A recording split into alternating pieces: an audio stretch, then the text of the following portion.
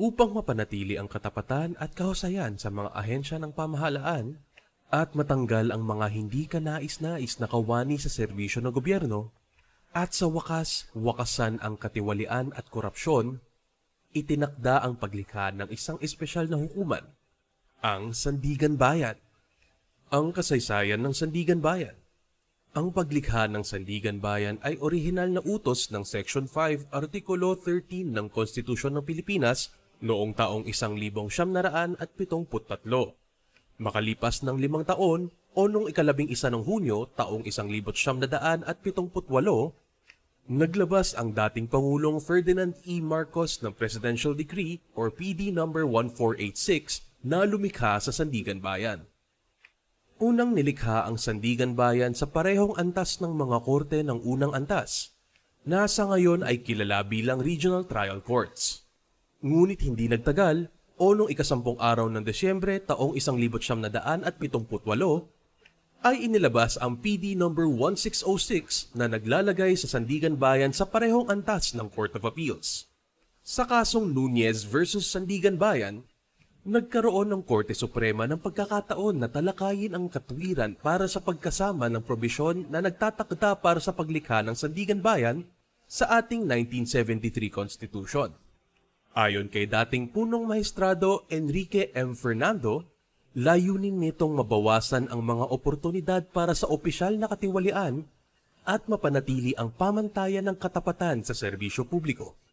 Layunin din nito na lalo pang itaguyod ang moralidad sa pamamahala ng publiko.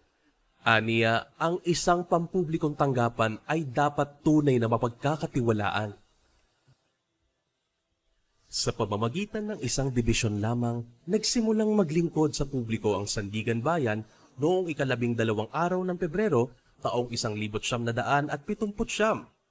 Ang solong dibisyon na ito ay binubuo nina Punong Maestrado Manuel R. Pamaran, Maestrado Bernardo P. Fernandez, at Maestrado Romeo M. Escarial. Nabuo naman ang pangalawang dibisyon sa taong 1981. Noong taong 1982, nagsimulang maglingkod ang ikatlong dibisyon. Ang tatlong mga maestrado na unang itinalaga ay naging mga chairman ng mga dibisyon na ito. Ang mga karagdagang pagtatalaga kina Maestrado Buenaventura J. Guerrero, Maestrado Conrado R. Molina, Maestrado Moises C. Calios, Maestrado Ramon V. Yabson, Maestrado Fidel P. Purisima, Maestrado Francisco Z. Consolacion, Maestrado Romulo S. Quimbo, Maestrado Augusto M. Amores, Maestrado Amante Q. Alconcel, at Maestrado Bienvenido C. Vera Cruz ay bumuo ng kasapi ng korte na ayon sa PD No. 1606. Sa taong 1986,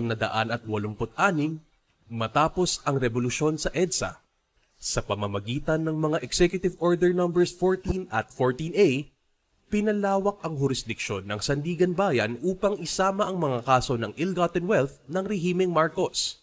Itinalaga ni Pangulong Corazon C. Aquino si Maestrado Francis E. Garchitorena bilang punong maestrado. Sa taong 1975 at 1977, magkasunod na ipinasa ang RA numbers 7975 at 8249 na nagsasaayos ng komposisyon ng korte at ito'y nagkaroon ng isang punong maestrado at 14 na kasamang maestrado. Noong taong 2015, naipasa ng Kongreso ang RA number 10660 na layuning palakasin pang muli ang pangfunksyonal at pang-estrukturang organisasyon ng Sandigan Bayan at mapabilis ang disposisyon ng mga kaso nito. Nagdagdag ng 2 dibisyon sa korte ang nasabing batas na nagresulta sa pagtaas ng bilang ng mga maestrado sa 21 na uupo sa 7 dibisyon. Sa kasalukuyan, ang Sandigan Bayan ay binubuo ng isang punong maestrado at 19 na kasamang maestrado. Mula nung unang sesyon noong taong 1978, 72 mga hukom na ang naglingkod sa Sandigan Bayan. Maestrado Manuel R. Pamaran na naging punong maestrado noong 1 ng Desyembre taong 1978 Maestrado Bernardo P. Fernandez, Maestrado Romeo M. Escarial, Maestrado Buenaventura J. Guerrero, Maestrado Conrado R. Molina, Maestrado Moises C. Calios, Maestrado Ramon V. Abson, Maestrado Francisco Z. Consolacion, Maestrado Fidel P. Purisima na naging punong maestrado ng Korte Suprema noong ika-27 ng Enero, taong 1998, Maestrado Romulo S. Quimbo, Maestrado Augusto M. Amores, Maestrado Amante Q. Alconcel, Maestrado Bienvenido C. Vera Cruz, Maestrado Francis E. Garchitorena na naging punong maestrado noong ika-18 ng Abril, taong 1986, Maestrado Regino C. Hermosissima Jr. na naging maestrado ng Korte Suprema noong ika-10 ng Enero, taong 1995, Maestrado Jose S. Balaja, Maestrado Luciano A. Hoson, Maestrado Cipriano A. del Rosario, Maestrado Nathanael M. Grospe, Maestrado Sabino R. De Leon Jr. na naging maestrado ng Korte Suprema noong ika-12 ng Oktubre, taong 1999, Maestrado Narciso T. Atienza, Maestrado Minita V. Chico Nazario, na naging punong maestrado noong ika-26 ng Pebrero, taong 2003 at naging maestrado ng Korte Suprema noong ika-10 ng Pebrero, taong 2004. Maestrado Roberto M. Lagman, Maestrado Harriet O. Demetrio, Maestrado Edelberto G. Sandoval, na naging punong maestrado noong ika-17 ng Setyembre, taong 2010. Maestrado Leonardo I. Cruz, Maestrado Teresita J. Leonardo de Castro, na naging punong maestrado noong ika-16 ng Desyembre, taong 2004, naging maestrado ng Korte Suprema noong ika-4 ng Desyembre, taong 2007, at naging punong maestrado ng Korte Suprema noong ika-28 ng Agosto, taong 2018. Maestrado Anacleto D. Badoy Jr., Maestrado Herman G. Lee Jr., Maestrado Godofredo L. Legaspi, Maestrado Narciso S. Nario, Maestrado Catalino R. Castañeda Jr., Maestrado Gregory S. Ong, Maestrado Ricardo M. Ilarde, Maestrado Rodolfo G. Palatao, Maestrado Alfredo J. Gustilo, Maestrado Maria Cristina Cortez Estrada, na naging punong maestrado noong ika-2 ng Hulyo, taong 2009, Maestrado Raul V. Victorino, Maestrado Nicodemo T. Ferrer, Maestrado Francisco H. Villaruz Jr., na naging punong maestrado noong ika-5 ng Oktubre, taong 2011, Maestrado Diosdado M. Peralta, na naging punong maestrado noong ika-28 ng Marso, taong 2008, naging maestrado ng Korte Suprema noong taong 2009, at naging punong maestrado ng Korte Suprema noong ika-23 ng Oktubre,